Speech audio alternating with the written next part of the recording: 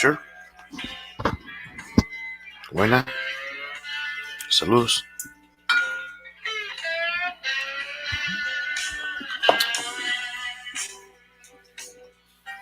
Bienvenidos to the war room. Saludos to everybody listening. We're here with the dude. It's been a while. It's been a minute. But we're still here. Still watching boxing. Still talking shit. You know what I mean? I'm just trying to test the waters right now, see how it is. I saw the channels getting a little dusty as it sat on the shelves there for a minute or two. Said to myself, why not come back out and share some thoughts right here with the dude, you know? We're gonna be here not too long. It's the weekend out here in California, and I haven't had my lunch yet, so put two and two together, and what you got is a pretty cool little show headed your way. And I'm gonna start the show by saying welcome back. Bienvenidos aquí con el dude. As you know, I'm a native Mexican American, and with that being said, I speak more than one language. And if you feel like speaking yours, you're welcome to do so, as long as you are a gentleman or a lady. But this is specifically going out to the gentleman, because this is a channel where we talk about gentleman stuff. And I am indeed a gentleman. Indeed I am. Salud. Bienvenidos. Welcome. Let's go ahead and get the party started. Let's talk about boxing. I'm going to talk about how boxing is probably one of the greatest sport, if not the greatest sport in the entire world. Name another sport that you could claim would be better as a sport than boxing. You could say football, baseball, basketball, but salute.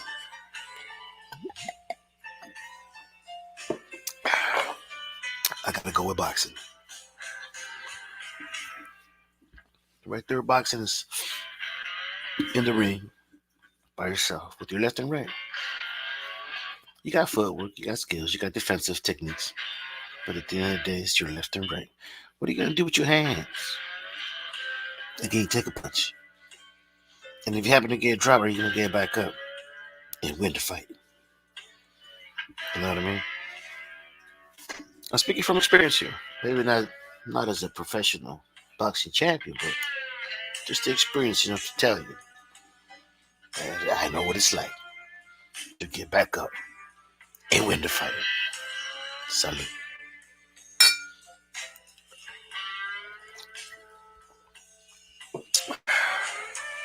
Now, talking about getting back up and winning the fight, I hope you get to see some of that tonight. We have boxing. Quite good at boxing. Puerto Rico versus Brazil. Patrick Teixeira versus Sandra Sayas. You know what I mean? So it's gonna be a good fight. So it is what it is. Sandra Sayas coming in undefeated with 18 wins, 0 losses. Patrick Teixeira being the more experienced fighter, 34 wins, 25 knockouts out of his 34 wins, with 4 losses under his resume. Now let me tell you something. This is gonna be a good fight. This guy can throw down. Got nothing to lose, everything to prove. You know what I mean? And Sandra Sayas is just trying to make his mark on as a worthy candidate to do what he has to do to claim victory.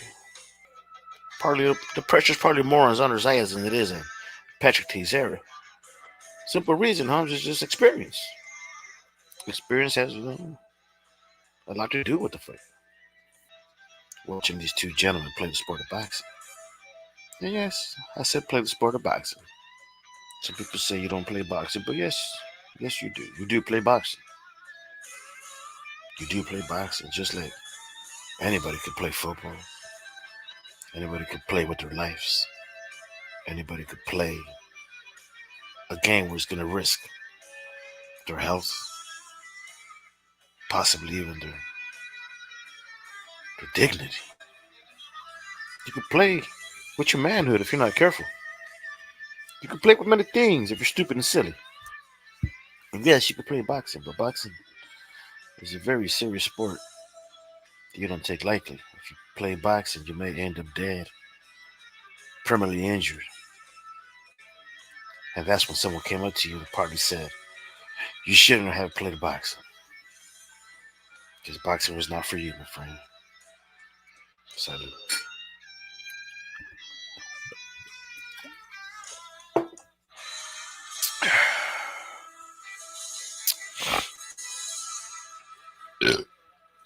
Yeah. So I've never heard this particular. I mean, I like the music. Don't get me wrong, but I can't tell you who's playing, where the music's coming from. I just know it's free to use music out here on YouTube. Some old school rock and roll and shit like that. You know what I mean? Some blues. Yeah. I'm just enjoying those. I would call it intermission, if I were to call it that. You know what I mean? But welcome back, Holmes. Welcome back to a moment here with the Lou talking about boxing. You know what I mean? So it is what it is, Holmes. It is what it is. Just enjoying a little bit of a good Saturday morning boxing talk. You know what I mean? So let's keep searching. Let's keep looking. I think we're gonna go ahead and let's get forward to the next topic. Gervonta Davis versus Frank Martin. That's next weekend, Holmes. Next weekend. Saturday, June 15th. Gervonta Davis versus Frank Martin is gonna be a good fight, Holmes. It's gonna be a good fucking fight. You know, a lot of people are already talking shit, Holmes, that Frank Martin's gonna upset Gervonta Davis. You know, but when it comes to Gervonta Davis, I have been having him at my top five. I don't care who you throw at him, he's gonna come out victorious. Gervonta Davis is definitely going to come out victorious in any of these fights that you put in front of him. Fairly in his weight division, right? Frank Martin's going to put up a good fight, but he's not going to win the fight. I see him getting knocked the fuck out. God due respect. But it's going to be a good fight.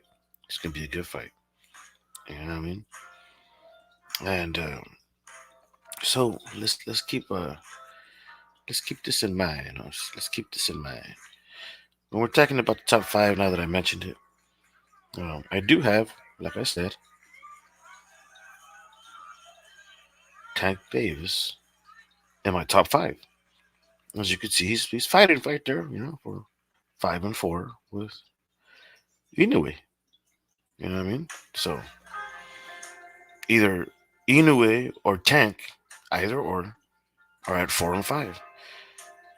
I right now have Tank at 4, Inoue at 5, simply because Tank has not been dropped. Inoue was dropped in his last fight, showing a little bit of weakness, showing just a little bit of weakness in his chin, that vulnerability, where Tank himself has faced some opposition out there, Arms, but he's taking a punch, and he's faced punchers. You got to give him credit, Holmes. He's facing at least opposition that could punch really, really hard, Holmes. And he's taking it very well, Holmes, defensively, around the chin, around the body. And he came back and won the fight. Yeah, but don't tell me Holmes Ryan Garcia don't have that mean left hook, right? Rolly Romero doesn't have a puncher's chance. You know what I mean? So, I don't know, Holmes. It is what it is, Holmes. It is what it is. Well, Pitbull did put up one heck of a fight versus Tank Davis. But Pitbull, Holmes, in a rematch, I don't see him winning those. Did he beat Tank Davis in the first one? Nah. Was it close? Not close enough. The way I see it is the way I'm going to call it from now on. Tank Davis versus Pitbull was not close enough to be a draw, much less close enough to call it a robbery. Pitbull put up a good fight, but he didn't win 6 rounds. He didn't win 7 rounds. He probably won 4 or 5 convincingly, but he didn't win 6 or 7 in my book. Call it what it is. It's just my book. Just the way I saw it. Go look at the fight again. Just it is what it is. It is what it is. But when it comes to Inoue and Tank Davis, they're fighting for 4 and 5. You could have them back. You could, if you were to argue and say, "Hey, look, I would have Inoue on top of Tank." I would say, "Go ahead." I wouldn't argue. I would put him at. I might even agree with you. Sure, he's at 4, and I got Tank at 5, but they're fighting for that position in my book. They're fluctuating, bro. We'll see how Tank Davis does against Frank Martin, and that will confirm whether he's either at 4 or number 5. Simply as that. Right? I mean, if you put Teofimo Lopez, Shakur Stevenson, Devin Haney, Pitbull Cruz, Ryan Garcia, who else is out there? Anybody, bro. Anybody at their weight division. Jose Ramirez, um, Lomachenko, Combosas. Anybody, you put them up against Tank Davis is gonna knock him out. Tank Davis is gonna win. He's gonna beat him. In my book, bro. That's why he's at shit. Put him up against in a fair weight class against Inoue. Shit. I still see Tank Davis knocking out Inoue. So call it what it is. Call it what it is. Now I already put down my 4 and 5 or 5 and 4, however you want to call it or see it. Now let's talk about who's going to be the number 3 pound for pound boxer in boxing, Holmes. I'm going to call it or give it to Crawford, Holmes. Crawford rumored to fight Canelo, Holmes. Right? And rightfully so, if you were to say me, if you were to ask me, Holmes, rightfully so. Um, Crawford would definitely, let me, just the fucking music, Holmes. Let me try this one here. Yeah, let's let that one slide.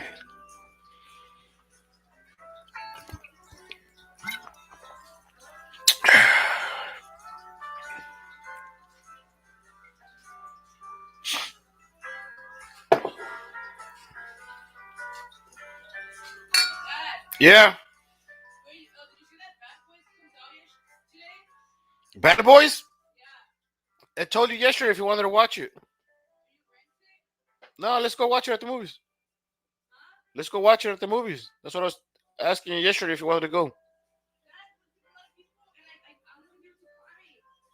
Sorry. Hey, it's early. Just enjoying the good sunny day out here in California. But back to what it is.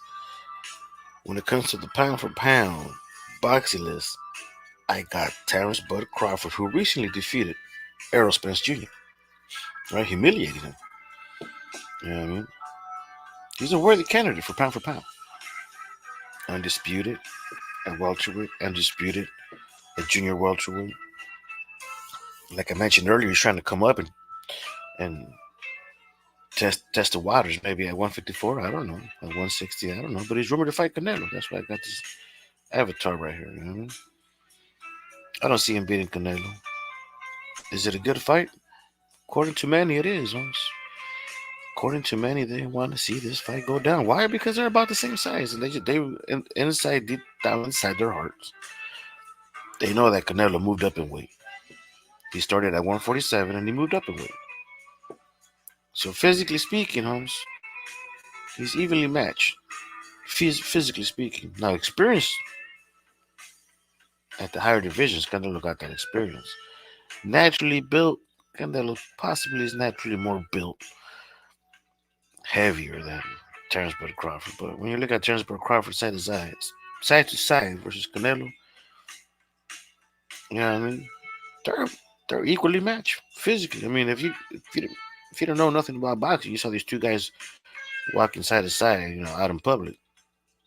You know what I mean? And they're, they're about to get out or start some shit, get it down in a fight right there in front of everybody. You have no idea who they are. You know what I mean? You possibly wouldn't know who to go for. Right? Evenly matched. Right? But when it comes to the experience at the higher divisions, Canelo has it. But physically speaking, you know, Terrence Bud Crawford, let him test the waters against Canelo at the higher divisions. Why the fuck now? Just let him. Once again, knock the fuck out and let him. Shit. That's his fucking choice, huh? Sure. It's his fucking choice.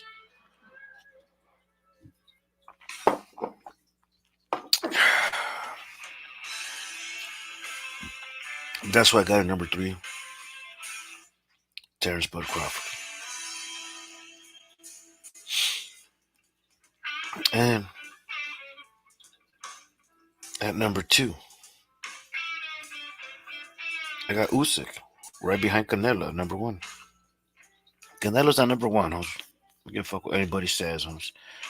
Usyk has not done what Canelo has done in sport of boxing to claim that he is the number 1 pound for pound boxer.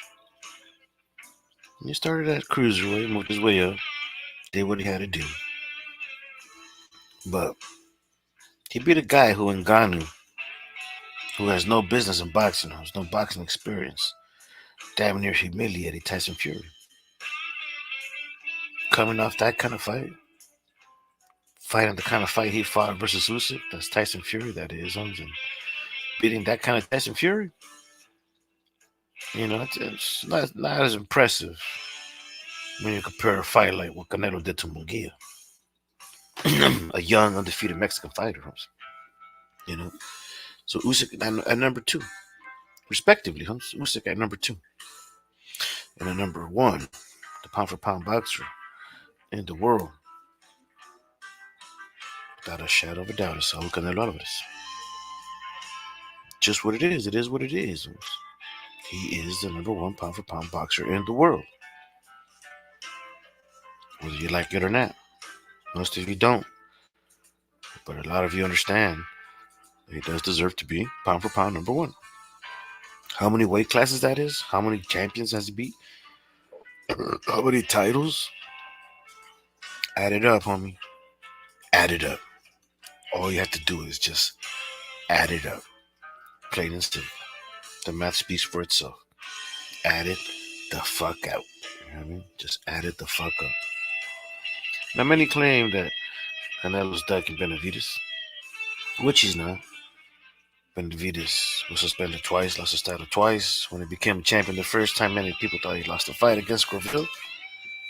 Graville got the immediate rematch. Because, like I said, many people thought that Benavidez lost that particular fight. So Benavidez was, not doing too good as a responsible champion, that is. He learned his lesson, maybe not the first time, maybe not really the second time. But it took him around the third time to kind of get it together. I mean, respect to him. Respect to him. And now he's at a position where he's a worthy candidate to fight Canelo. But he had to wait in line. He had to wait in line for many reasons, many narratives that many people put out there. It's just what it is. Salute.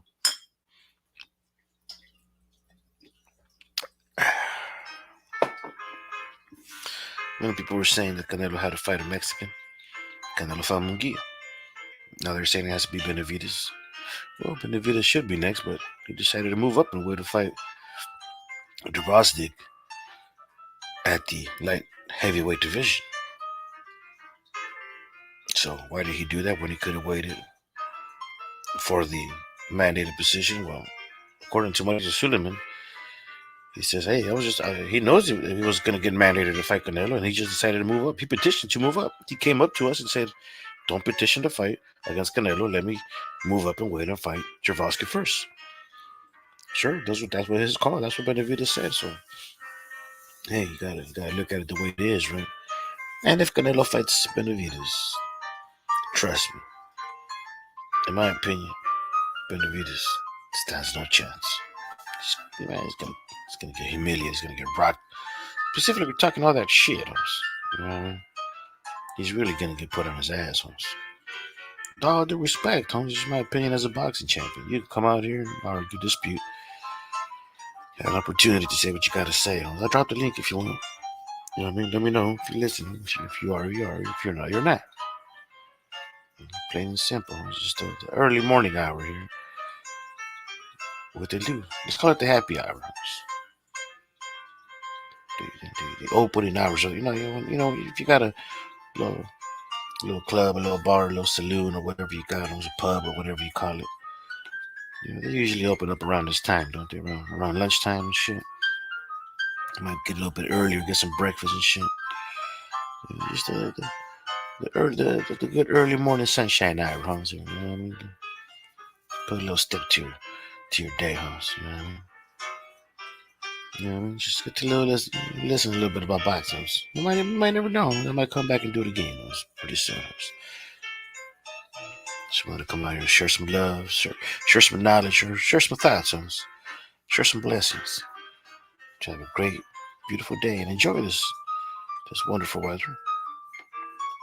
Appreciate the people you're with. It is what it is, It is what it is. But when it comes to boxing, as I said, Canelo is about to fight either his mandatory or someone like Benavides next. Plain and simple. He's given us every single fight we asked for. And Benavides' own trainers and managers have said, it's Canelo's is definitely in the picture. Business is business. The haters, everybody, the whole world has been asking for the fight, so why not ask the whole world to pitch in? If they want the fight, pay up. Fortunately, a lot of people talk shit want to stream the fight illegally, steal from the fighters, and have the nerve to talk all that shit. It's embarrassing. It's plain embarrassing. So if a motherfucker wants to charge you some money for watching the fight, at least you could do is fucking pay the motherfucker for fighting in the ring of boxing. You know what I mean? It is what it is. It is what it is. It's just a little happy hour here, early morning hours, lunchtime hour here in California. What they'll do, just talking boxing. Just enjoying myself, dusting the channel off with all this dust. It's been sitting on the shelves for quite a while. I decided to come back and kind of do my thing. Put some free to air music on YouTube. At the same time, share my thoughts about boxing. Si habla español, con mucho gusto, dejen su comentario, se le responde. You know what I mean?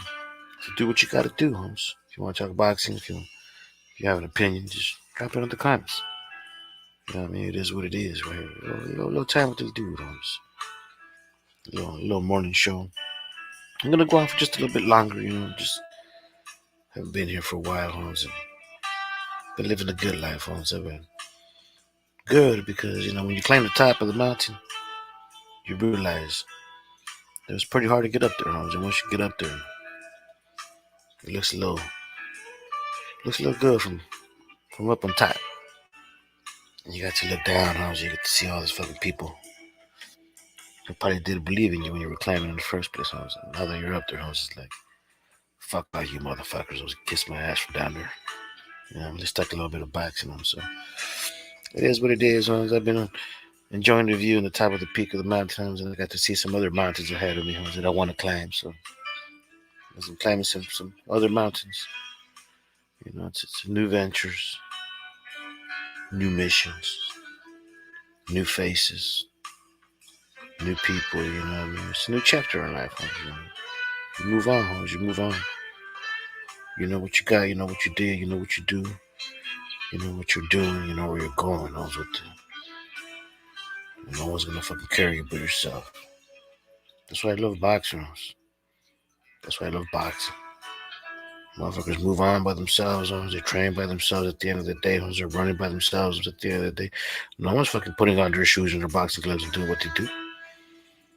No, they're risking their lives doing what they have to do. And they for who? Yeah, sure. They're doing it because they have to do it for themselves. At the end of the day, they have a mission, huh? They have a purpose in life. And that purpose comes with the price. And for me, it's always been my family, my purpose, my family, and that doesn't have no price, If you love or you don't, either you're part of it or you're not. Either you choose to stay or you choose to go, but either or,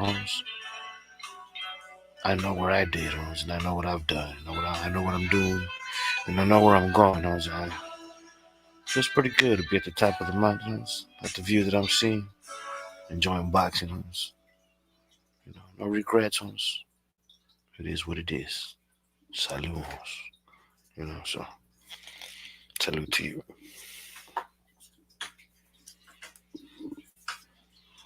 So now that we have Canelo at number one, that concludes the pound for pound boxing talk with the pound for pound list. That is, we talked about the fights that are going to come out today, later on in a little bit. If you want to just sit back, relax, and just enjoy the day here with this dude, just you got every right to pump up the volume, and just enjoy, enjoy the vibes, enjoy this good day, good Saturday morning, lunch hour with the dude. So we talked about boxing. Maybe we could touch up a little bit about some other topics. You know what I mean? Go Trump. I voted for Trump the first time, the second time. You damn well sure know that I'm gonna vote for him the third time. I remember the first time I voted for him, everybody thought it was crazy. People were, how could you? Why would you? Like, because I'm a motherfucking man, that's why. Because I'm a motherfucking man. That's motherfucking why. That's why I voted for him the first time. And I told my son, Holmes, I said, hey, he's my oldest child. I said, look at this. Look, I'm voting for him. I explained to him. And he believed in me, Holmes. And he was young, too young to vote. But when he spread his thoughts, his opinions on politics, what he kind of knew, most of it from his pops, he's making a case for himself by voting for Trump. And everybody turned on him, Holmes. Yeah, everybody turned on him. He's like, motherfuckers voting for Trump. His dad's voting for Trump. Sure enough. And I told him, just wait, just wait. Just wait. Everybody who fucking said those things, Holmes, they're the first ones to come back and cry and apologize and say, I should have voted for Trump the first time. God damn it, I'm voting for him this time. I miss Trump. Let's vote for Trump. Let's bring this motherfucker back. You know what I mean? The whole world is now looking at it sideways. And I mean sideways on their part. Because most of these fucking weirdos who were voting for the far left are now realizing we should have fucking just stuck with Trump. That motherfucker was headed in the right directions, but their leftiest opinion had them fucking blinded to the truth. You know what I mean? And now everybody's voting for fucking Trump, You know what I mean? He got support. They're seeing how maybe not the far left, but mid left, midfield, Everybody's watching how mid fucking field, is voting for Trump, You know what I mean? Midfield is voting for Trump. They saw that shit. I was just like, hey, wait a minute. It's okay to play a little bit of here and there, You know what I mean? But nah, you're too much in the mid, and you can't play too much in the midfield, You gotta go to fucking third base, second base, come back home. Either way, you gotta choose, motherfucker. But you can't stay up there in second base. You're too close to midfield, homeboy. You know what I mean? You know what I mean? That's what they got a shortstop in that motherfucker, Kind of check your ass and shit, if you know what I mean. That's exactly what it is, Everybody in second base, shit. You know you can't be stuck in second base, They're either gonna tell you to fucking steal base and shit, get your ass fucking third, You know what I mean? You know what I mean? Do something, But your ass is too close to mid fucking field, You can't play both sides of the fence in life. You know what I mean? So it is what it is. You know what I mean? So you can't play both sides of the motherfucking fence. So you get too close to midfield and that shit, You gotta choose, you on the left side or the right side, You know what I mean? But everybody that was playing too close to the midfield, everybody out there in fucking second base, getting fucking checked by the shortstop. You know what I mean? getting fucking that second look. Everybody, when you get that second look, like someone looks at you sideways, almost that second look to you, like that's like the picture, homes. They fucking sideways looking at you, homes, over their shoulder, watching over the shoulder, over your ass. Like, is this? You can't trust the guy in second base. Really, you got to look over your shoulder, homes. Isn't that a motherfucking fact, homes? You can't look. You got to look over your shoulder because you can't trust that motherfucker sitting on second base, homes. He's too close to midfield. Is he gonna go left? Is he gonna go right? Motherfucker, make up your mind, motherfucker. But I don't watch fucking standing right behind me. You're too close to midfield, Holmes. You know what I mean? For some reason, Holmes, I went from boxing to baseball, Holmes. So, do you want to participate in a little bit of boxing talk? I apologize. I'm just kind of went through that little loop already, Holmes. I kind of turned it into baseball. I'm not gonna talk about baseball, just analogies about baseball, Holmes, about life and shit. About how fucking you can't be playing too close to second base, which is kind of midfield. You know what I mean? Out there in the UK, you guys probably got the same. It's life. It's human, Holmes. We all got our fucking lefties and we got our righties and shit, Holmes. We got southpaws and we got the orthodox. We got the conventional versus the unconventional. We got the conservatives versus the non-conservatives. We got the weirdos and we got the men. You know what I mean? And it's just what it is, Holmes. It's just what it is. You know what I mean? Like I said earlier, I was not gonna stay here too long. I was just gonna get lunch. I'll stick around for another 10 minutes or so. I'll just finish the talk. As I transcend it into a little bit about manhood, a little bit of. And I said in the beginning, I said this is a channel where we talk about gentlemanship. I'm gonna open up the chat, the lines later on tonight. I'm assuming after the fight, after this Saturday is my day off. My whole kids know that Saturday I watch boxing. I promised them I was gonna. Right now, one of my daughters, she wants to go watch a movie. We're gonna live about fucking 5-10 minutes from the theater. You know what I mean? I just get someone to drive us down there, watch the movie and shit. It's just, just get the chauffeur to bring us back. It's just what it is. You know what I mean? It is what it is. But at the end of the day, Hans, we gotta do what you gotta do as a man, Hans. You know what I mean? You also gotta take a day off, enjoy some boxing. And sometimes you need to express yourself as a man, Hans. Let it be known, let it be heard that as a man, you gotta do what you gotta do as a man. And if watching a little bit of boxing fight and sharing a little bit about the boxing knowledge to the world, that's what the man wants to do. That's what the man of the house feels like. That's his hobby. That's his thing. At least for a little bit of time, a little bit of the day where he just unwinds a little bit and just relaxes, kicks his feet up in the air. You know what I mean? And just stretches them on top of the ottoman. For those of you who don't know what the ottoman is, it's that little piece of furniture where you fucking put up your fucking feet. You let them rest after you went through the whole week. You know what I mean? Do what you got to do as a man. You know what I mean? That's what the fucking ottoman is for. That's why they call it the Ottoman. As a man on the motherfucking title. M-A-N, Ottoman. Whether it's actually Ottoman or Ottoman, but it sounds like a goddamn ass thing where the men put their fucking feet up. You know what I mean? Rightfully so. Fuck up, put my feet up. Gentlemen know their manners. The gentlemen understand. You're not just gonna go walk up to a motherfucking building or a place or a dwelling and just kick your feet up on the dining table. Something you just do not do. On top of someone's desk, you don't do that. But if you walk into a building and you got an ottoman, and where the man, is gonna conduct some business, some manly business, before the meeting starts, you might want to kick up your feet on the ottoman just to go, just think about what you're gonna say in the meeting, right? Some ottoman shit. It's just some ottoman shit, huh?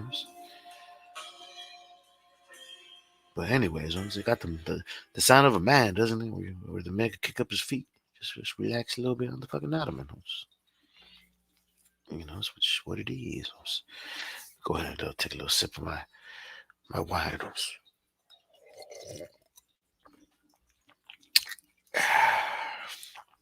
Not sure what you guys like to drink, Holmes, but for me, Holmes, it's either gonna be some Merlot,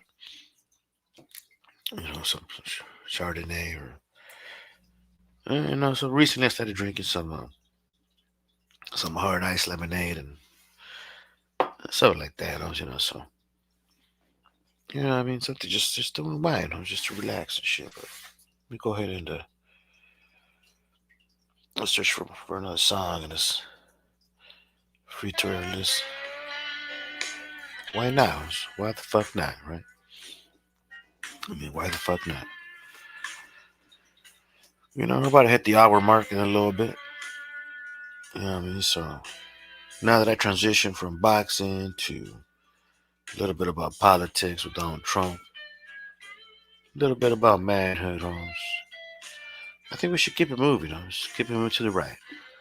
Keep it moving to the right, to the right, to the right, to the right. And then when I started saying to the left, I'm like, hey, Holmes, you know what I mean? Let's go have a seat.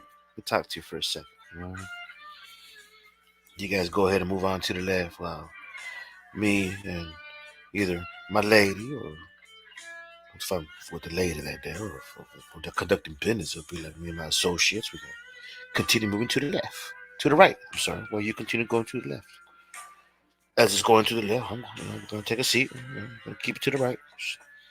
We're just going to continue moving it to the right or just stay where we're at while you motherfuckers go on to the left. Swinging to the left, homies, I'm just going to stay right here.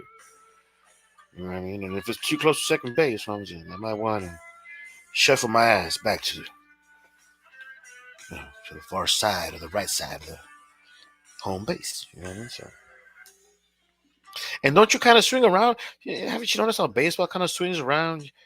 You might start off going to first base, but at the end of the day, homies, your whole mission is to come back around, right? You start off right, to come back home. Trip out on that, homies. You have to start in order to come back home. You first have to start off by going right. You swing around, huh? You swing around. I'm not saying, but you're swinging around as you fucking keep to your right side shoulder. And when someone saying, "Yeah, but you swing around left now, homie," you start on the right side, and just because the fucking path of the street is shifting doesn't mean you shift your fucking priorities. Homie. You always kept to your right side shoulder. You always kept to the right side shoulder, even if the ball was in the infield. You're running with your right side shoulder, right? Facing the outfield, facing the outside world, the outside, the real world. Just think about how fucking baseball has that analogy towards life as man, as manhood, the manhood of life, the masculinity of society. So it's projected in baseball. You start off by, you start off in life when you leave home base. When you leave, just think about it for a second. When you leave home, you start by going right, the right way, the way you were taught, your morals and your values, the right path of a man. And when you get to first base, Holmes, you start seeing that everything changes, right? Like the world is not how you want it. Nobody's playing by the same rules. It's like completely left, but you keep on your right side of your shoulder, right? And when you get to second base, you realize you can't stay in the middle. You're too close to midfield and shit. You're just too close to midfield. You have to decide, I can't stay in second base.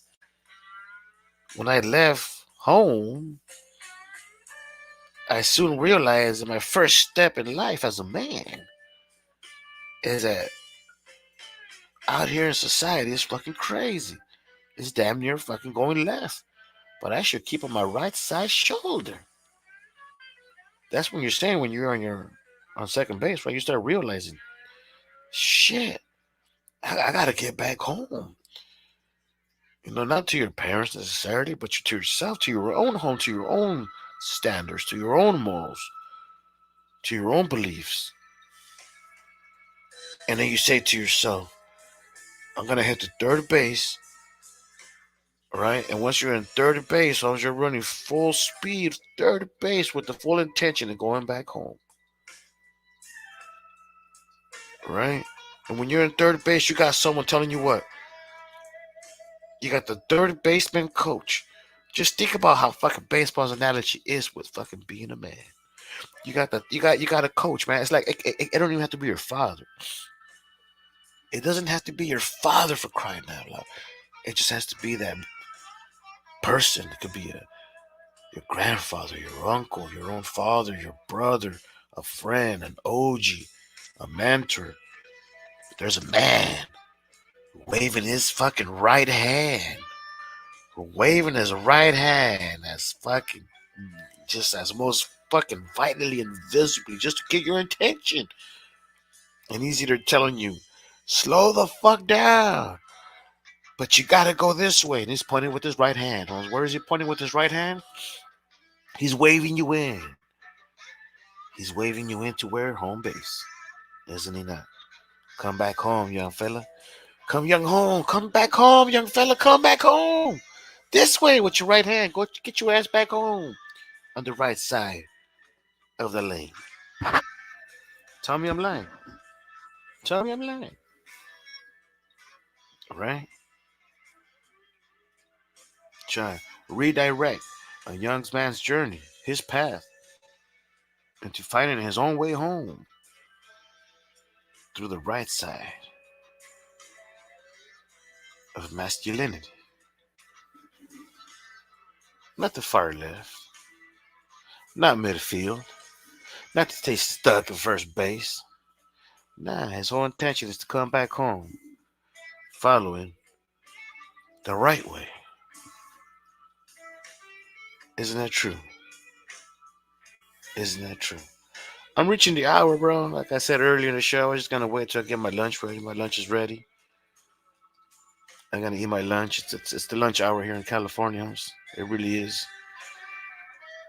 Stay tuned. Stay in touch. Stay subscribed. So when I come back soon, sooner than later, I might come back tonight after the fight. Like I said, you know what I mean? It's just a dude got to do what a dude got to do, and I got things to see and people to do, and things to do and people to see. It's my motto. It's what a dude does, and it's what a dude got to do right now. I'm not gonna go past an hour. Getting kind of hungry, and just gonna go ahead and just chill out. So for everybody out there listening to the show, but for now, I'm gonna call it a day. I'm gonna call it a boxing lunch hour tribute to those who are gonna enjoy the day and appreciate those around them. And at the same time, say salute to masculinity, my dear friends.